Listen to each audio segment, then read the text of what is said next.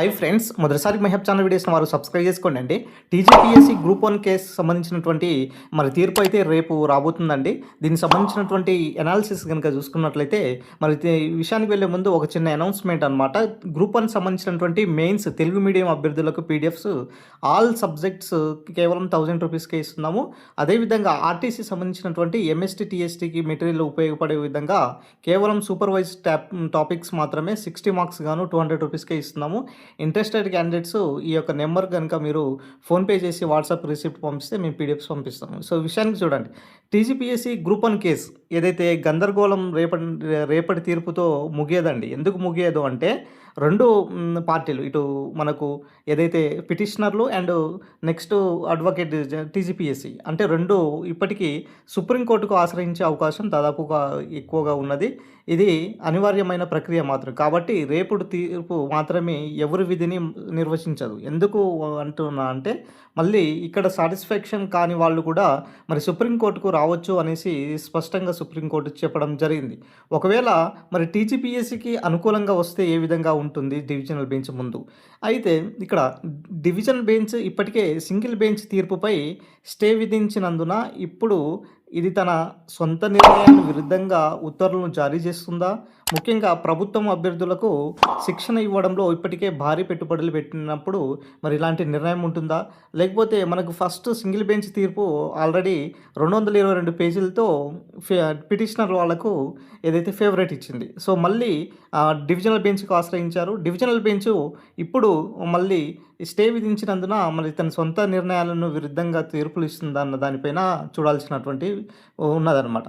Next, divisional bench single bench మాదిరిగానే అదే ఆదేశాలను అనుసరించాలి అనుకుంటే దానికి ఎందుకు అంత సమయం పట్టింది?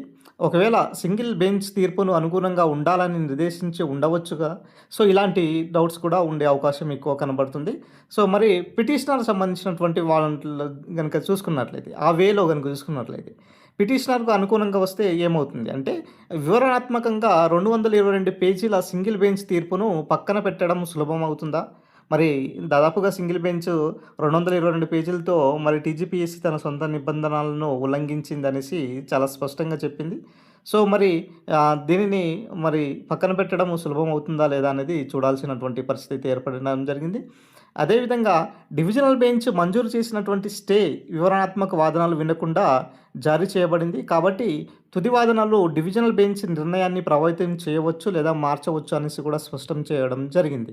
అంటే స్టే ఏం చెప్పింది, మనకు టీజీపీఎస్సీ ఏదైతే ప్రక్రియ ఉన్నదో మీరు చేసుకోవచ్చు, తర్వాత ఈ యొక్క కేసు అనేది మా పరిధిలోనే ఉంటుంది, తర్వాత మేము ఇచ్చేటటువంటి తుది తీర్పు నిర్ణయాలు లోబడే ఉంటాయనేసి కూడా స్పష్టంగా తెలియజేసింది అనమాట. నెక్స్ట్, వివరణల సమయంలో గౌరవనీయులైన ప్రధాన న్యాయమూర్తి కొన్ని కీలకమైన మరియు ఆసక్తికరమైన ప్రశ్నలు లేవనెత్తారు.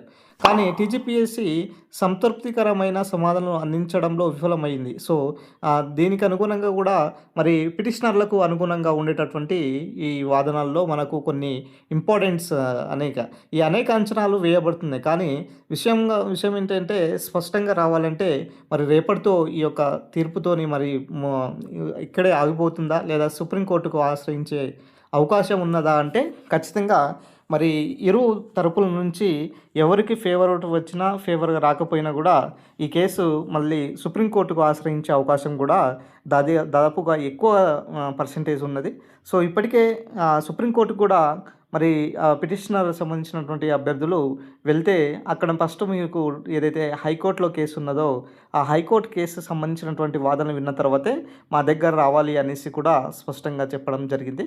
సో ఈ నేపథ్యంలో రేపు ఏం రాబోతుంది తుది తీర్పు అన్న దానిపైన నేను ఆ తీర్పు రాగానే వీడియో చేస్తానండి.